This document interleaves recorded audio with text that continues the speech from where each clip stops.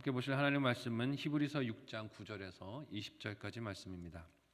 신약성경 358페이지 전으로 있습니다. 히브리서 6장 9절에서 20절까지의 말씀을 드라마 바이블로 봉독하겠습니다.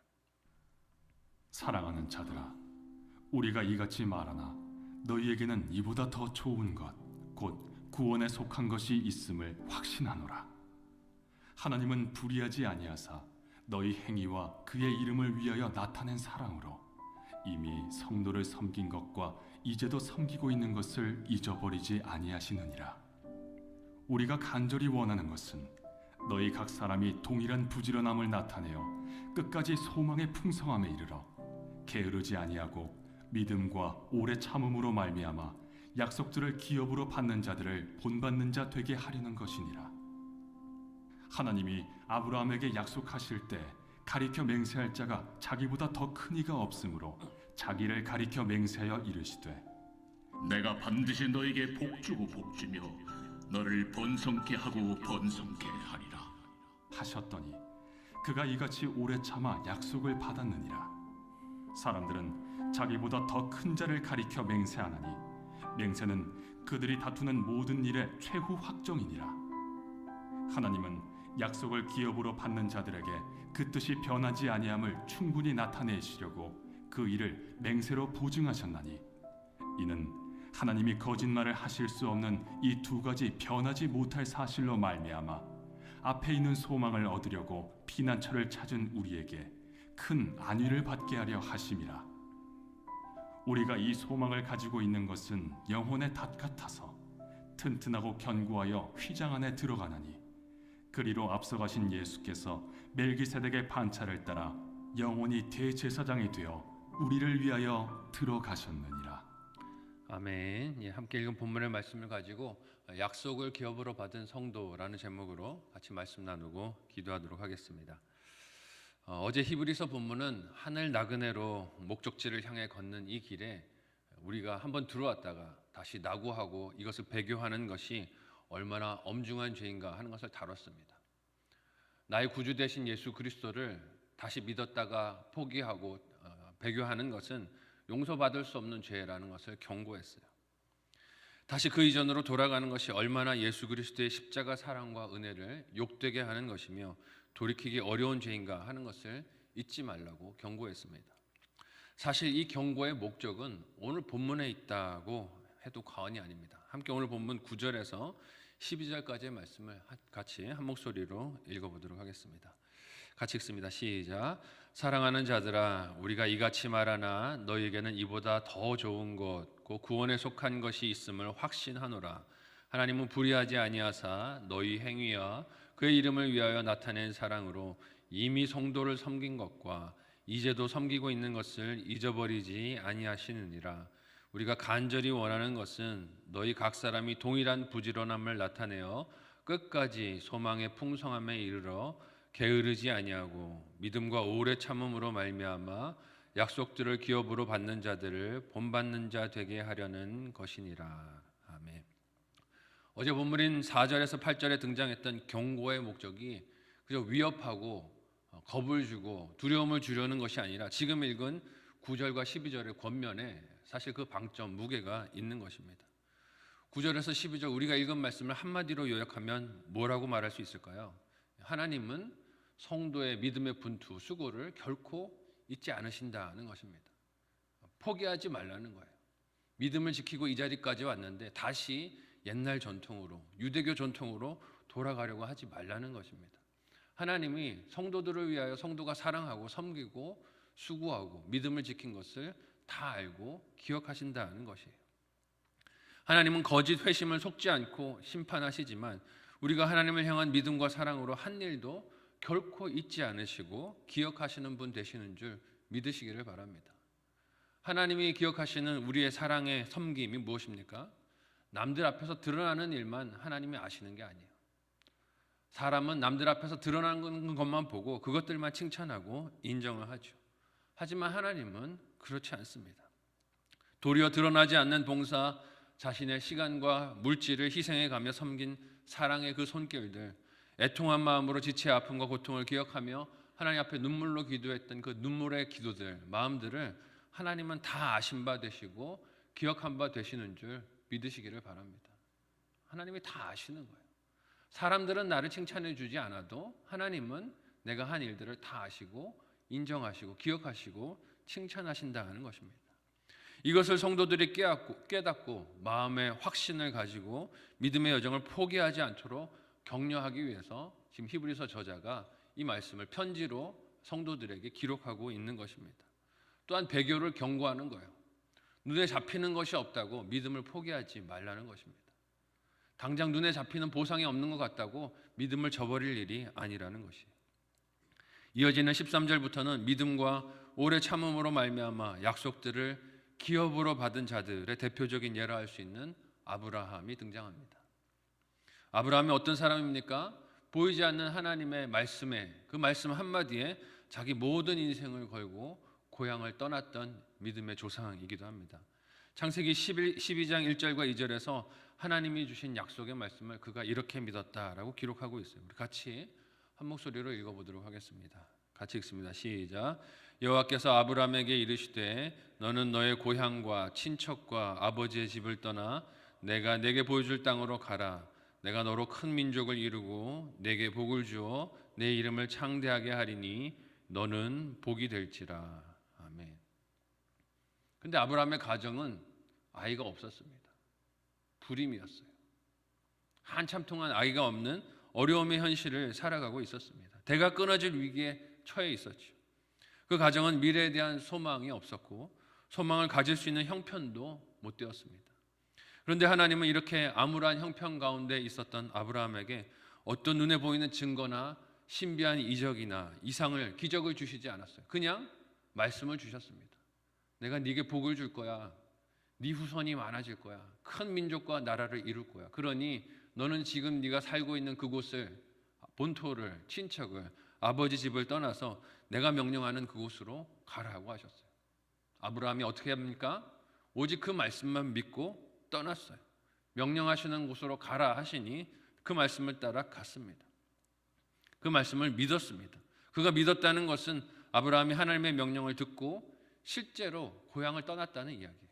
깨닫기만 하고 생각만 한 것이 아니라 실제로 그 말씀을 따라 익숙했던 모든 환경을 떠나갔다는 뜻입니다. 이후로 아브라함은 100세 얻은 아들 이삭을 얻게 됩니다. 얼마나 감격이 넘쳤을까요? 하나님이 드디어 약속으로 이 아들을 주셨구나라는 생각을 했을 것입니다. 그런데 하나님이 또 어떤 시험을 하십니까? 그 아들을 모리아산에 데리고 가서 제물로 바치라고 하셨어요. 번제로 드리라. 그때 어떻게 했습니까? 그때에도 아브라함은 하나님을 신뢰하는 선택을 합니다. 아브라함에게 그 명령은 크나큰 시련이요 고통이 되었을 것입니다. 약속으로 이 아들을 주시더니 이 아들을 번제로 바치라고 마음에 얼마나 번민이 되었을까요? 인간의 이성과 하나님의 말씀이 정면으로 부딪히는 것 같은 상황이 아브라함 앞에 온 것입니다. 하나님이 주신 약속과 그 실체가 너무 달라 보이는 명령 아니었겠습니까? 그럼에도 아브라함은 그 명령에 망설임 없이 순종을 했습니다. 들은 대로 아들을 데리고 모리아산으로 올라갔죠. 하나님의 명령은 아브라함의 마음에 번민과 걱정, 두려움을 가져다 주었겠지만 그래도 그는 하나님의 약속을, 그 말씀을 신뢰하고 따르는 일을 포기하지 않았습니다. 이 같은 아브라함을 오늘 본문이 약속을 기업으로 받은 성도의 표상이자 예로 보여주는 것은 신앙 여정이라는 것이 반드시 이 하나님에 대한 신뢰와 믿음을 그리고 인내를 요구하는 것이기 때문에 그렇습니다. 인내할 일을, 사건을 하나님이 우리에게 주신다는 거예요. 하나님이 주신 약속과 나의 현실이 배치되는 것 같고 정면으로 부딪히는 것 같은 상황들을 우리가 만나지만 그것들을 지나가면서 우리 믿음이 드러난다는 것입니다. 또한 이는 당시 교회 공동체에 적지 않은 사람들이 예수님의 십자가 복음을 통한 하나님의 약속을 믿지 못하고 조바심을 내고 공동체를 떠나가는 것에 대해 믿음으로 다시 돌아오라는 촉구이기도 합니다. 예수님이 보이지 않지만, 손에 잡히지 않지만 우리를 위하여 십자가에 죽으시고 지금 하나님 보좌 우편에서 우리를 위하여 성소에 들어가시고 대제사장이 되신 것을 우리가 믿음으로 그 약속을 붙들고 있어야 한다는 것입니다. 그를 위해서 이런 아브라함을 예로 보인 거예요. 이렇게 예를 보인 히브리서 저자가 오늘 본문 19절에서 20절까지의 말씀을 통해 우리가 이 믿음을 지켜야 하는 이유를 어떻게 말하고 있습니까? 오늘 본문 마지막 부분인데요. 우리 같이 한 목소리로 읽어보도록 하겠습니다. 같이 읽습니다. 시작. 우리가 이 소망을 가지고 있는 것은 영혼의 닷 같아서 튼튼하고 견고하여 휘장 안에 들어가나니 그리로 앞서가신 예수께서 멜기세덱의 반차를 따라 영원히 대제사장이 되어 우리를 위하여 들어가셨느니라. 아멘.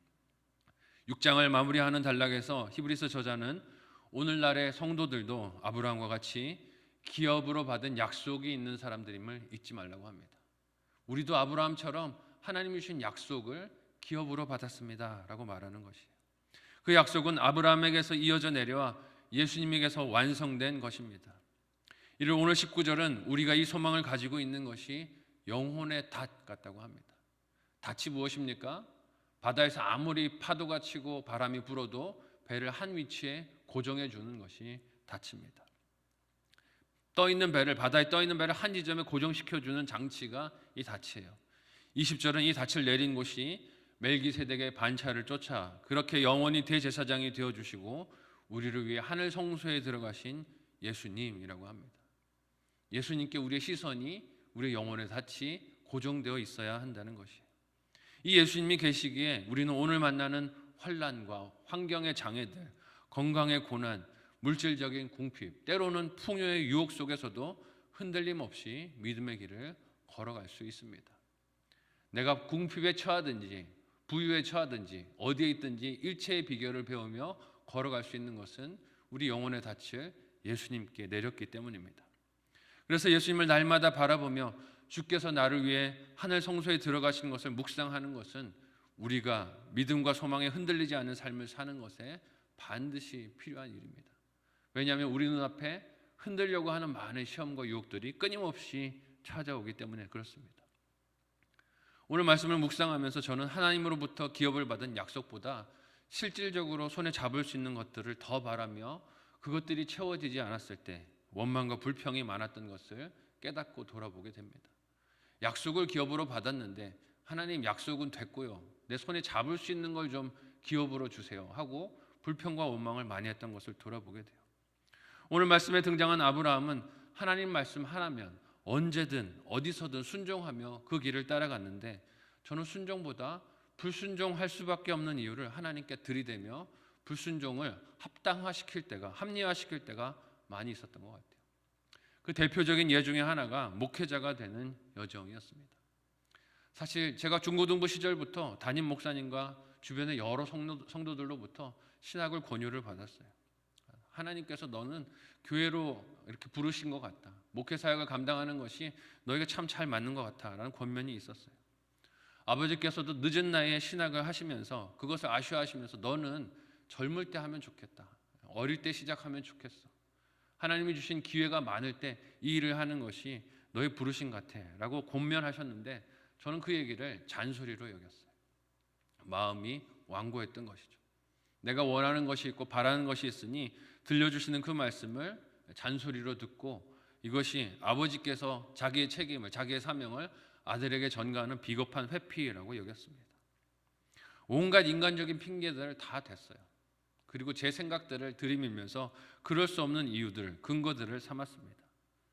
그 속에서 사실은 누구보다 제 자신을 잘 아시고 교회를 위해 또 저를 위해 딱 맞는 역할을 기업으로, 약속으로 주신 하나님을 믿지 못한 것입니다. 소중한 사명을 하나님의 약속이자 기업으로 주시는 초청인데 이를 저는 끊임없이 아버지의 비겁한 회피라고, 아들을 향한 책임 전가라고 여기면서 사람을 원망하고 환경을 원망하고 제 삶을 탓하고 비관할 때가 많았습니다. 오늘 말씀에서 아브라함이 하나님의 약속을 기업으로 받아 믿음의 조상이 되었던 것처럼 저도 하나님께 부름받은 이 사명의 자리를 성실하게 감당해야 함을 깨닫습니다. 과거의 시험으로 끝난 게 아닌 것을 봐요. 오늘날에도 사명을 감당하며 제 마음을 흔드는 환경적인, 또 상황적인, 관계적인 시험들이 많이 있습니다. 이래도 버틸래? 라고 제 마음을 흔드는 유혹들, 시험들이 오늘도 많이 찾아오고 있어요. 오늘 말씀에서 경고를 받은 거짓 회심자들과 같이 무늬만 헌신된 자들이 아니라 진심으로 하나님의 부르심을 그렇게 받고 택함을 받은 사명자로 살아가는 저와 여러분 모두가 되시기를 예수님의 이름으로 축복합니다. 우리가 부름받은 사명을 흔드는 일들이 날마다 찾아옵니다. 아브라함이 받았던 시련처럼 그런 시련들이 찾아와요. 하나님이 너를 복주신다고 하셨는데 그랬다면 네 삶에 왜 이런 일들이 일어나니? 라고 우리의 마음을 시험하고 참소하는 목소리들이 끊임없이 찾아옵니다.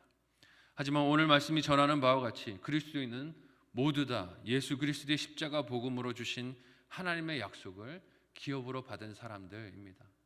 그 예수님께만 영혼의 닻을 내린 사람들이에요.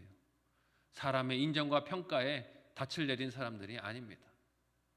외적으로 드러나는 현상에 우리의 닻을 내린 사람들이 아니에요.